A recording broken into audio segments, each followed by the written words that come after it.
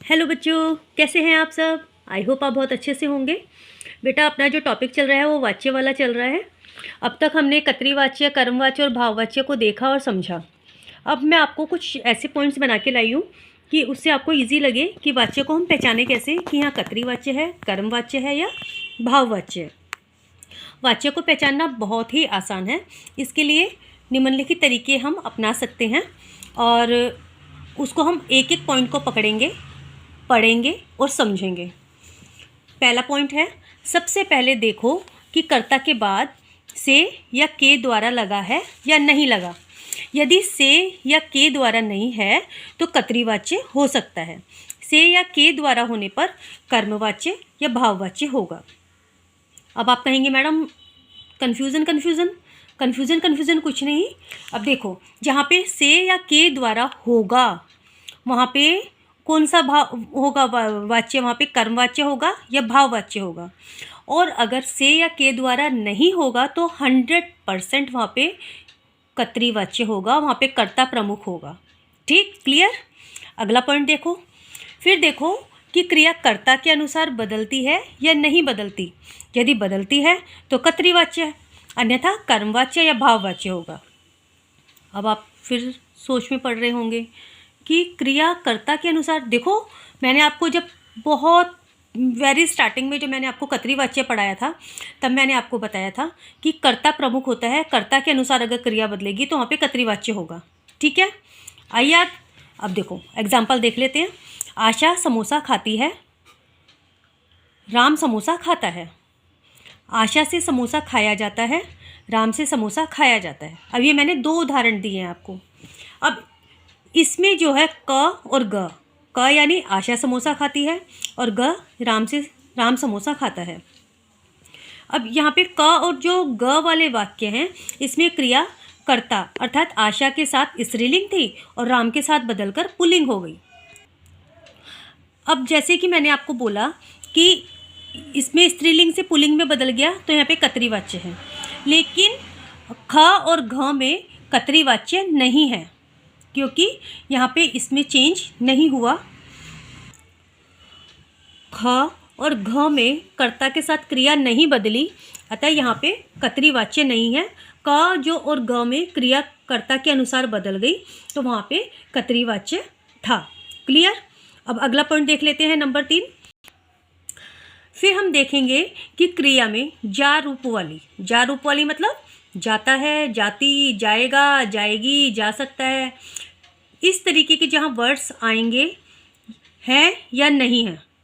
जा रूप वाली क्रिया में शब्दावली है या नहीं है। यदि ना हो और क्रिया कर्ता के अनुसार बदल रही हो तो वहाँ पे कर्ता के बाद से या के द्वारा ना लगा हो तो इसका अर्थ स्पष्ट है कि यहाँ पे कर्तृवाच्य है। पहले वाला पॉइंट ही एक तरीके से रिपीट हो रहा है। कंफ्यूज मत होइए, ध्यान से सुनिए और नोट्स को पॉज करके पढ़िए, फिर समझ में आएगा। बहुत इंपॉर्टेंट चीज़ लेके आई हूँ। इस तरीके से ऐसे नोट्स आपको कोई नहीं दे सकता, किसी ने नहीं दिए होंगे कि आपको हर पॉइंट पे पहचान। इस तरीके के मैंने काफ़ी सर्च किया है, किसी ने इस तरह के नोट्स आपको नहीं दिए हैं। ठीक है, अब आप इसको आराम से देखिए। दोबारा क्लियर करती हूँ क्योंकि ये थोड़ा कन्फ्यूज़न वाला है, बड़ा सेंटेंस है।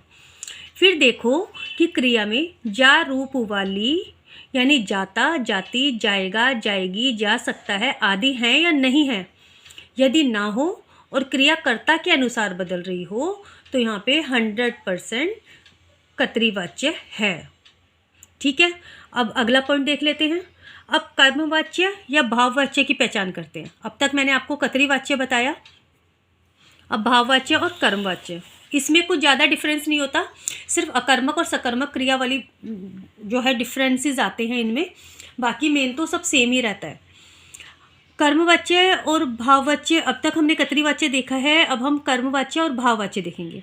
सबसे पहले देखेंगे कि कर्ता के बाद से या के द्वारा लगा हो या क्रिया जा रूप वाली हो, जैसे जाता, जाती, जाएगी, ये सब जो बताया, और कर्ता के अनुसार ना बदल रही हो तो वहाँ पे कर्मवाच्य या भाववाच्य होगा। पर अकर्मक है तथा सकर्मक क्रिया है, इसको पहचानो। यदि सकर्मक क्रिया हो तो कर्मवाच्य है और यदि अकर्मक क्रिया हो तो भाववाच्य होगा। क्लियर। कोई प्रॉब्लम हुई?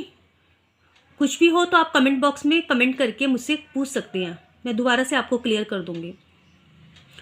यदि सकर्मक क्रिया होगी तो वहाँ पे कर्मवाच्य होगा, अकर्मक क्रिया होगी तो वहाँ पे भाववाच्य होगा। क्लियर? भाववाच्य में कर्ता लुप्त या गौण होता है। इसमें कर्ता आपको पता है, नज़र ही नहीं आएगा, वहाँ पे तो भाव होगा और अकर्मक क्रिया होगी, तो वहाँ पे भाववाच्य होगा। भाववाच्य में कर्ता लुप्त या गौण होता है, कर्म नहीं होता और भाव की प्रधानता होती है।